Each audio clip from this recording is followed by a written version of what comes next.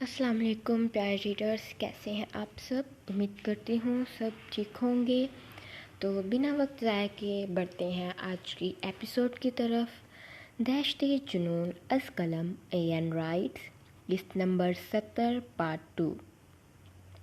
انیسہ نے کروٹ لینی چاہی، لیکن ارسلان شاہ کے مضبوط حصار کی وجہ سے وہ اپنی جگہ سے 1 انچ بھی نہ ہل پائی۔ آنکھوں میں نیند کا خمار لیے اپنی کمر پر ارسلان شاہ کے مضبوط ہاتھ کو دیکھ کر جھٹ سے چہرہ اٹھا کر دیکھا۔ ارسلان شاہ کے قریب خود کو دیکھ انیسہ کے ہوش اڑے۔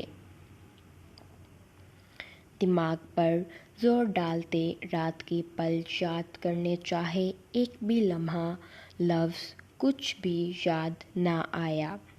چھوڑیں مجھے، ارسلان شاہ کے مضبوط حصار کو توڑنے کی مزاحمت کی۔ وہ گڑیا نما لڑکی ایک چٹان نما انسان کے وجود کو خود سے دور کیسے کر سکتی تھی؟ ارسلان شاہ نے انیسہ کے کسمسانے پر آنکھیں کھول کر پیار بھری نظروں سے اسے دیکھتے پیشانی پر پیار بھری مہر ثبت کر کے ہلکے سے اس کے لبوں پر لب رکھے۔ بے ساختہ انیسہ کا ہاتھ اٹھتا ارسلان شاہ کے چہرے پر ہلکے گلابی نشان چھوڑ گیا۔ نازک ہاتھ کے چہرے پر پڑنے کی تکلیف نہ ہوئی، لیکن جو تماچا دل پر پڑا وہ تکلیف ناقابل بیان تھی۔ ارسلان شاہ کا حصار انیسہ پر نرم ہوا۔ جھٹکے سے ارسلان شاہ سے دور ہوتے آنکھوں میں نفرت سموئے اسے دیکھنے لگی۔ جان تو تب نکلی جب اپنے بدن پر ارسلان شاہ کی شرٹ کو دیکھا۔ این میری بات، اپنے بیہودہ الفاظ اور جھوٹی صفائیاں اپنے پاس رکھیں۔ نفرت ہو رہی ہے مجھے آپ سے۔ پہلے بھی آپ نے میری بے ہوشی کا فائدہ اٹھایا اور کل رات بھی آپ نے اپنی ہوش پوری کرنے سے باز نہیں آئے۔ انیسہ ارسلان کی بات کاٹتے چلائی، الفاظ ادا کرتے ہوئے۔ ایک پل بھی اس نے نہ سوچا کہ سامنے والے کے دل کو کس قدر تکلیف پہنچی ہے۔ کمبل اٹھا کر خود کے گرد لپیٹ لیا، جیسے وہ خود کو ارسلان شاہ سے چھپانا چاہ رہی تھی۔ اس کی یہ حرکت اس کے محرم کے دل کو 100 ٹکڑوں میں تقسیم کر گئی۔ وہ اپنے محرم سے خود کو چھپا رہی تھی۔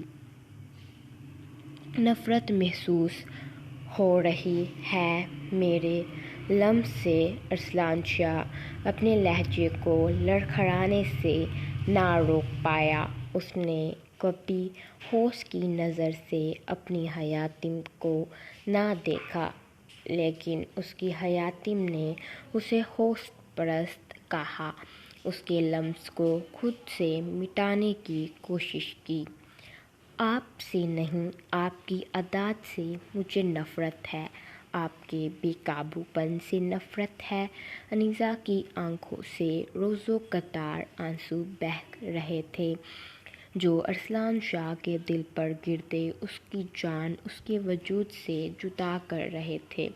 میں نے خود کو بہت روکا تھا، لیکن میرے اندر امٹتی ہوش نے مجھے اکسایا کہ اپنی بیوی کی بے ہوشی کا فائدہ اٹھاؤ۔ انیسہ پھر سے ارسلان شاہ کی بات درمیان میں کاٹتی بلند آواز میں بولی۔ اسے یہ لگ رہا تھا کہ وہ بے ہوشی کی حالت میں تھی۔ رات کو درحقیقت وہ نشے میں تھی، اور جب مرد خود پر قابو کر رہا ہو تو اسے بہکانے میں سب سے بڑا ہاتھ عورت کا ہوتا ہے۔ اس کا نرم لہجہ مرد کو اس کی جانب متوجہ کرتا ہے۔ اگر وہ عورت مرد کی محرم ہو تو اس کی مہک، پیار بھری نظریں، آواز، ادا، ایک ایک نقش مرد کو دیوانہ بناتا ہے اور اسے اکساتا ہے کہ وہ اپنی بیوی کے قریب جائے۔ ایک مرتبہ بھی آپ نے نہیں سوچا کہ جب مجھے ہوش آئے گی تو مجھے کس قدر تکلیف ہوگی۔ ارسلان شاہ خاموشی سے ضبط کی آخری انتہا پر پہنچے اپنی جان شاہو کے تلخ الفاظ سن رہا تھا، کھوکھلی مسکراہٹ چہرے پر سجائے جو اس کی ناقابل برداشت تکلیف کو واضح کر رہی تھی۔ وہ غلط یا پھر تلخ الفاظ استعمال کر کے اپنی عین کو تکلیف نہیں دینا چاہتا تھا۔ آپ کو اپنی کوئی غلطی نظر نہیں آ رہی جب کوئی آپ کی بہن کے ساتھ اس طرح بس جو ہوا ہے میں نے تمہارے ساتھ کیا ہے، میری بہن تک مت جاؤ۔ الفاظ تلخ نہ تھے، لہجہ سرد تھا۔ ضبط کے آخری مرحلے پر ارسلان شاہ پہنچا۔ وہ کبھی اپنی بہن کے بارے میں ایسے الفاظ نہیں سن سکتا تھا۔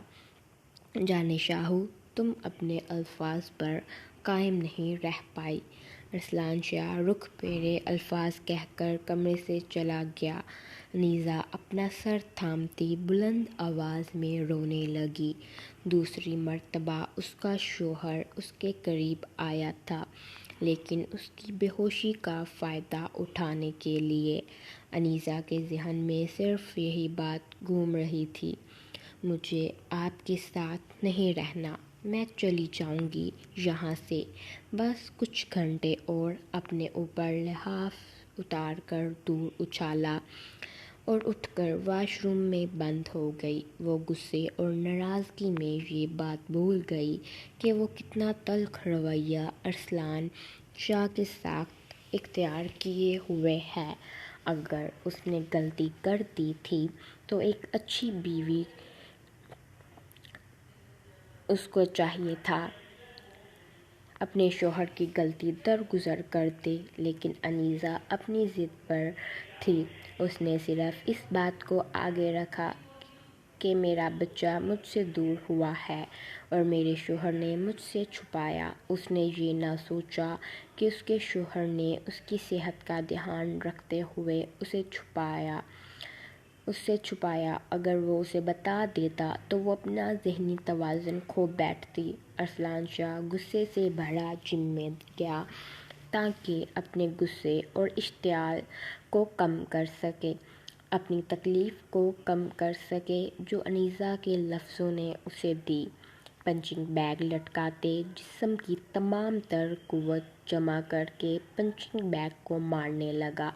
ذہن میں انیزہ کے الفاظ گھوم رہے تھے جب اس کی یادداشت نہیں تھی۔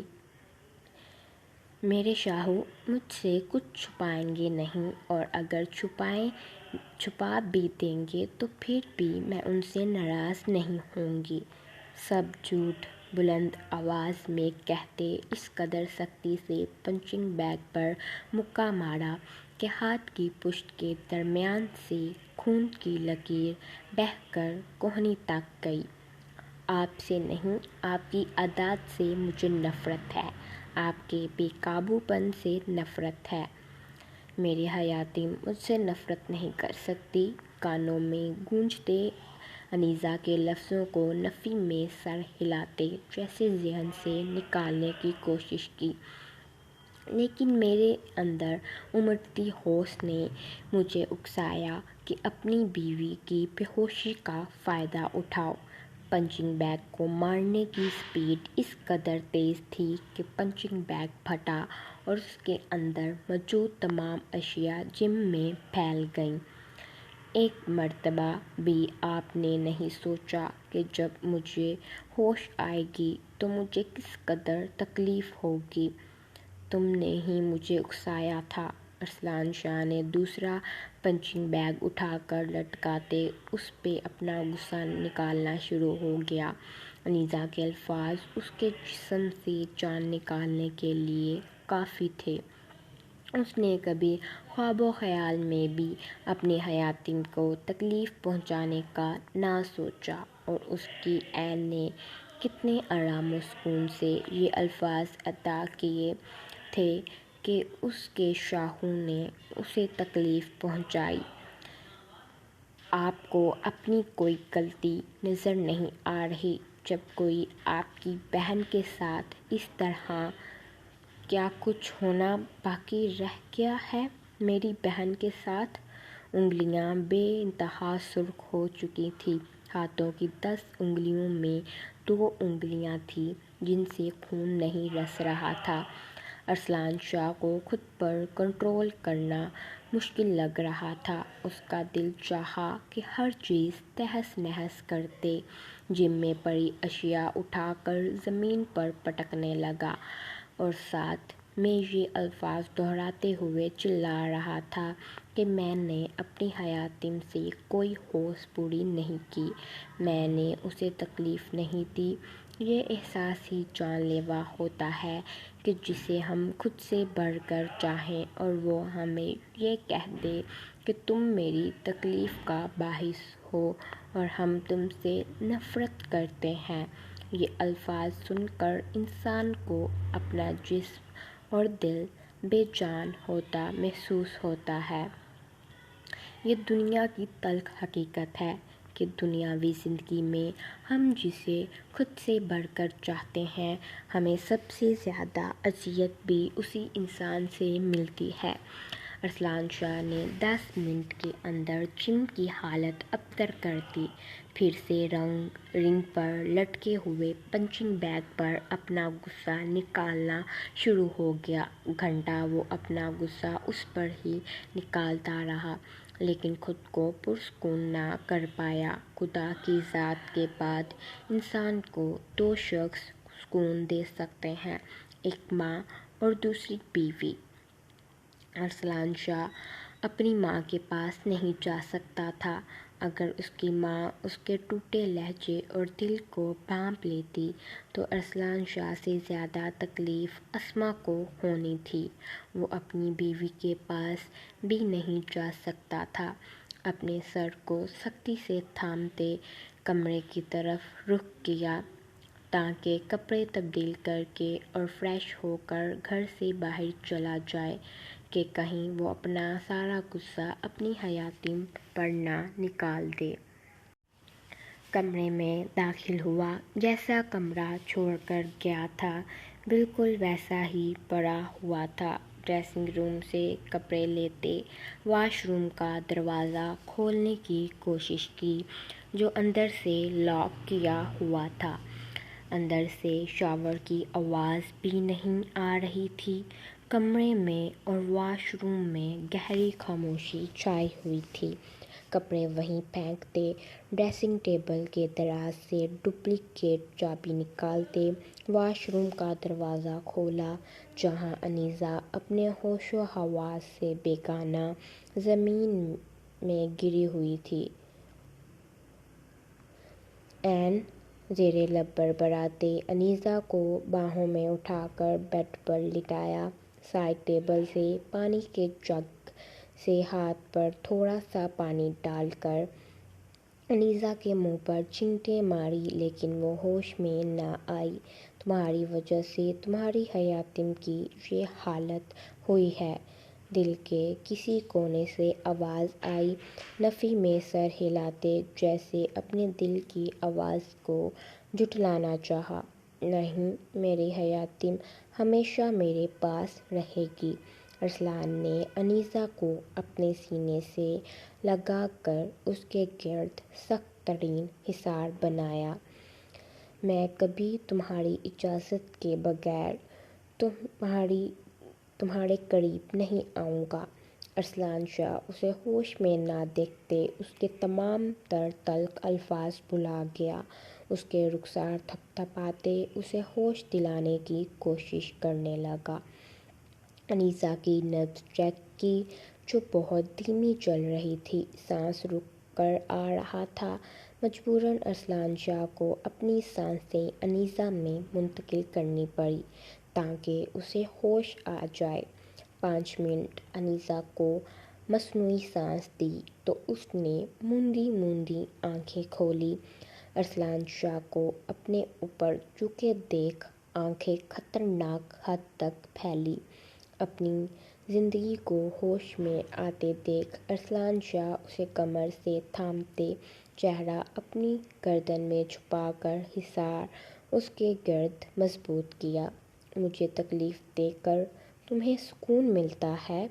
چہرہ ہاتھوں کے پیالوں میں تھامتے انیسہ کی پیشانی کے ساتھ ارسلان شاہ نے اپنی پیشانی ٹکائی۔ وہ ایک لمحے کے لیے اپنے وجود کو حرکت نہ دے پائی۔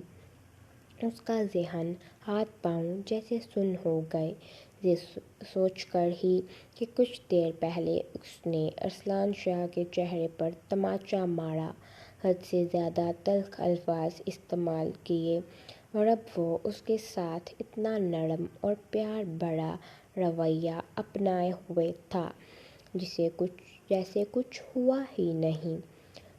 دور ہٹیں مجھ سے، انیسہ نے بمشکل اپنے حلق سے 4 الفاظ ادا کیے اور ارسلان شاہ کے ہاتھ اپنی کمر سے ہٹا کر دور ہو کر بیٹھی۔ بارش ارسلان شاہ، اگر میں اپنے الفاظ پر قائم نہیں رہ پائی تو آپ بھی میرے وہ شاہو نہیں ہیں جو آپ نے میرے سامنے ظاہر کیا تھا۔ انیسہ پھر سے روز قطار رونا شروع ہو گئی۔ سر میں بے تحاشا درد کی لہریں پیدا ہوئیں۔ اپنا دھیان رکھا کرو، اتنی لاپرواہی برتنا اچھی بات نہیں ہے۔ ارسلان شاہ کے لبوں پر کھوکھلی مسکراہٹ تھی اور اس کے شاہو کی کھوکھلی مسکراہٹ انیسہ کے دل میں تکلیف پیدا کر گئی۔ بے ساختہ دل میں خیال آیا، اس مسکراہٹ سے اچھے وہ سخت لب تھے جو ہمیشہ آپس میں پیوست اور منجمد رہتے تھے۔ ماں جی کو بھیجتا ہوں، وہ تمہاری ہیلپ کر دیتی ہیں فریش ہونے میں، کہیں پھر تمہاری طبیعت نہ بگڑ جائے۔ ارسلان شاہ نے کمرے سے باہر نکلتے رخ انشا کے کمرے کی طرف کیا، کیونکہ وہ انیسہ کی طبیعت کے معاملے میں کوئی رسک نہیں لے سکتا تھا۔ ارسلان شاہ شرٹ لیس ہی انشا کے کمرے میں چلا گیا۔ سجاد شاہ جو انشا کے قریب بیٹھے اس سے باتیں کرنے میں مہووس تھے، ارسلان کو یوں اپنے کمرے میں دیکھ کر ہڑبڑاتے اپنی بیوی سے دور ہوئے۔ پھر ارسلان شاہ کے حلیے پر گھور کر اس کی طرف دیکھا، جیسے کہنا چاہ رہے تھے یہ کیا حلیہ ہے گھر میں گھومنے کا۔ چونکہ انشا ماں تھی، ارسلان شاہ کے چہرے کے سرد اور سخت تاثرات دیکھتے وہ سمجھ گئی کہ ضرور کوئی مسئلہ ہے۔ ارسلان سب ٹھیک ہے؟ اس کے پاس کھڑے ہوتے کندھا سہلا کر پوچھا۔ ماں جی کمرے میں جائیں، عین کو آپ کی ضرورت ہے۔ انشا ہاں میں سر ہلاتے ارسلان کے کمرے میں چلی گئی۔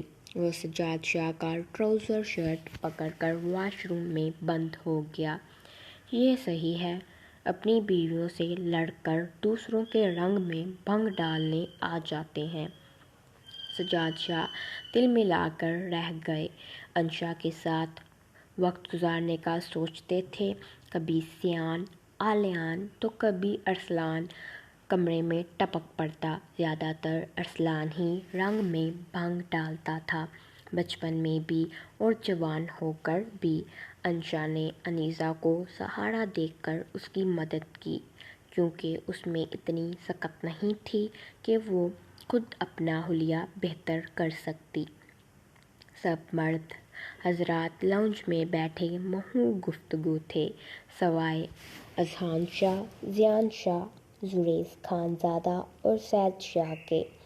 اذہان بھائی اور زیان بھائی کی تو سمجھ آتی ہے کہ بیچارے پوری رات جاگتے رہے ہیں، اس وجہ سے تھوڑا سکون کیا جا رہا ہے اپنے کمرے میں اپنی بیوی کے ساتھ، لیکن یہ زید بھائی اور زریز بھائی کا صبح کے 9 بجے کمرے میں کیا کام ہے؟ ناشتہ کرنے بھی نیچے نہیں آئے؟ زیان پرسوچ انداز میں سوچتے ہوئے ان چاروں کے لائن سے بنے ہوئے کمروں کی طرف دیکھتے ہوئے بولا۔ تمہارا دماغ لڑانا زیادہ ضروری ہے۔ رضا نے کوشن اٹھا کر سیان کے منہ پر مارا۔ جن کی سیان شاہ بات کر رہا تھا ان میں رضا خان زادہ کا بہنوئی بھی شامل تھا، جو اس کی بہن کے ساتھ کمرے میں ابھی تک موجود تھا۔ ارسلان شاہ چہرے پر سرد تاثرات سجائے موبائل پر کچھ امپورٹنٹ ڈاکیومنٹس دیکھ رہا تھا۔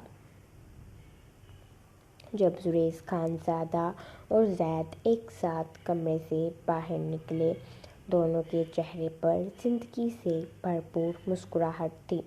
نیچے آ کر جب دونوں سب مردوں کے درمیان بیٹھے، سیان شاہ کا ضبط سے چہرہ بے انتہا سرخ ہو گیا، یہ دیکھ کر کہ وہ سب سکون سے رات کے وقت اپنی بیویوں کے ساتھ خوبصورت لمحات گزار کر آئے تھے۔ اسی وقت اذہان شاہ اور زیان شاہ کمروں سے باہر نکلتے نیچے آ کر سب کے درمیان بیٹھ گئے۔ اذہان شاہ کی چال میں لڑکھڑاہٹ واضح تھی۔ وہ اس لیے جلد آئے تاکہ ان کے خاندان کے مرد حضرات ان کے بارے میں مزید گفتگو نہ کریں کہ شادی کی پہلی صبح ہے اور 9 بج چکے ہیں اور یہ صاحبزادے اپنے اپنے کمروں سے باہر ہی نہیں نکلے۔ سیان نے غور سے سب کی طرف دیکھا۔ زریز خان زادہ کی گردن پر لپسٹک کا نشان، زید کی گردن پر دانتوں کے نشان، اذہان کی شہرت پر گلابی رنگ کا نشان اور ارسلان شاہ کے دائیں رخسار پر ڈمپل کے اوپر دانتوں کا گول دائرے کی شکل میں نشان بنا ہوا تھا۔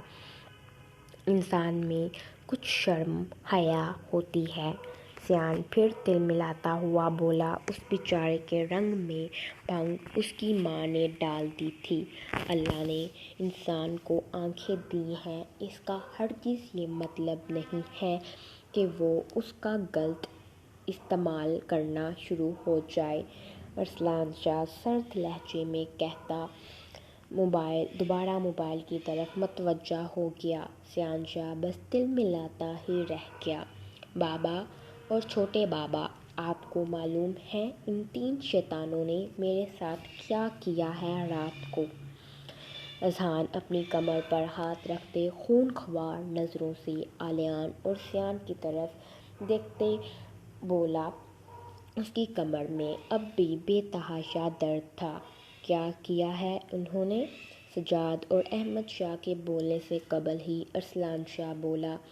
علیان اور سیان نے ایک دوسرے کا سختی سے ہاتھ پکڑ لیا۔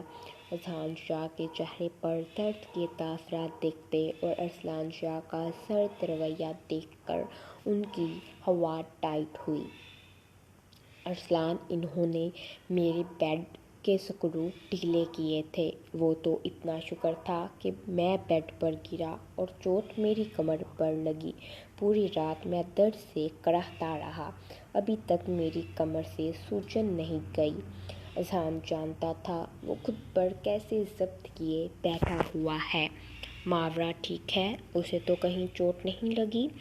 اذہان کے نفی میں سر ہلانے پر ارسلان شاہ کا غصہ قدرے کم ہوا، لیکن ابھی بھی آنکھوں میں لال ڈوڑے صاف نمایاں تھے۔ میں نے کیا کہا تھا تم دونوں کو؟ سیان اور علیان نے ڈرتے ہوئے ارسلان شاہ کی کہی گئی بات دہرائی۔